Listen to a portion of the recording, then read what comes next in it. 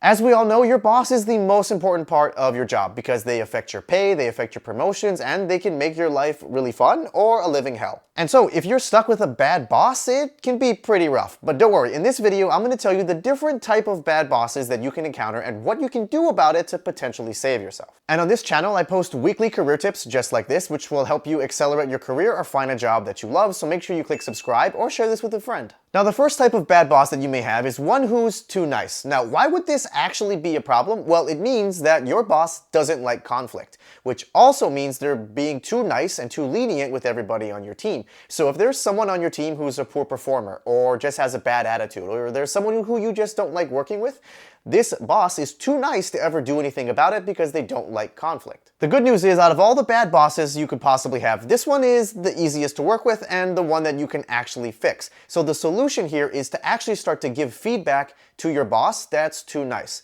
The good part about it is because they're a really nice person, you shouldn't be afraid about giving them constructive feedback and helping them work on it together. And also, because they're probably a really nice person, they're going to be open to hearing you, listening, and taking that feedback. And when you're talking to them, make sure you appeal to their emotional side, because clearly that's what they're leaning more on. They're more a emotional type of person than an analytical person. So you want to talk to them about how their lack of leadership or lack of intervention on someone who on the team who may be a bad performer is affecting you emotionally. And if you can bring examples of how this is affecting the broader team and lowering morale, that is when their behavior can actually change. The next type of bad boss you can have is one who has no political power or basically no pull. This is pretty common for newer managers or newly promoted managers at a company. And this is going to be a problem for you because they have no political power to help you get a promotion or to fix problems in your job if you're running into barriers. So the solution here is that you actually need to take more responsibility and drive your own career by yourself. You need to start to get visibility, and you need to start to make sure that your personal brand expands beyond just your team and your boss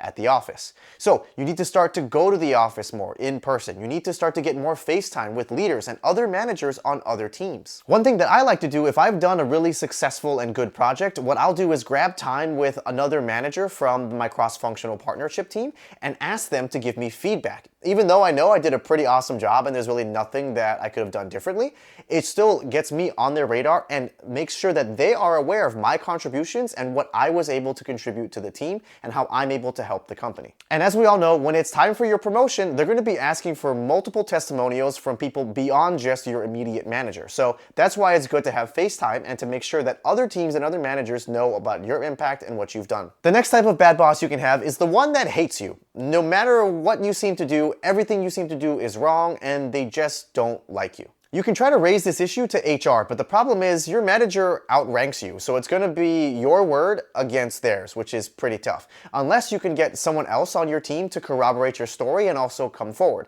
But that's also difficult because they may not want to put their career at jeopardy either. So unfortunately, the best option here is to actually leave your team and switch to another one within your company or to get a new job altogether. Bad bosses suck. The next bad boss is the one that doesn't know how to do the job, or someone who isn't that strong in the technical skills that you need on a day-to-day basis. This is pretty true for bosses you may have who have switched departments. I've seen managers switch into HR from sales and sales to HR. I've also seen people move into product management from marketing. So if you have a boss like this, you're probably getting a little frustrated because whenever you get stuck, you need help or you need guidance about how to do something, your boss actually isn't able to help you and tell you what to do because they've never done this role before. But the good news is this is the easiest problem to fix because instead of asking your boss for help, you should just lean in more on your teammates and ask them for assistance and guidance. And you should start to document some of your questions and the solutions and the workflows and these processes. Then you can help build out your onboarding documents, which will help you scale up and train your team, which will look good for your promotion. The next type of bad boss is the one that plays favorites. You may have heard of bro culture, or there are even some bosses who are sexist and unfortunately sometimes racist. This sucks. And I hear this pretty often actually from women who have male bosses, because the male bosses tend to just gravitate more and get along better with their male coworkers because they just have more things in common.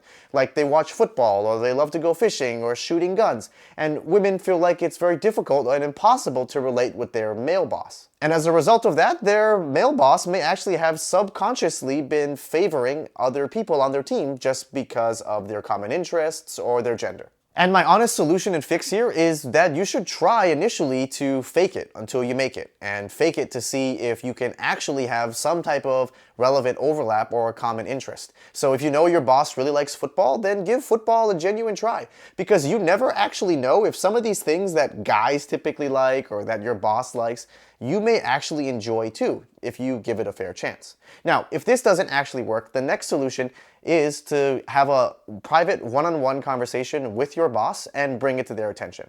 A lot of the times in these situations, your bosses are doing this unconsciously and they're not trying to play favorites on purpose, but they may not even realize it. Now, if you do bring it to your manager's attention and the behavior doesn't seem to change, then I think unfortunately it's time for you to switch teams or for you to leave the company and find another job. Okay, so these are the 5 different types of bad bosses that you can have, but is there a bad boss that I missed? Why don't you put that down in the comments below so we can help the community avoid these types of bad bosses and figure out how we can help you all together. Thank you all for watching, and don't be afraid to shake things up if you have a bad boss.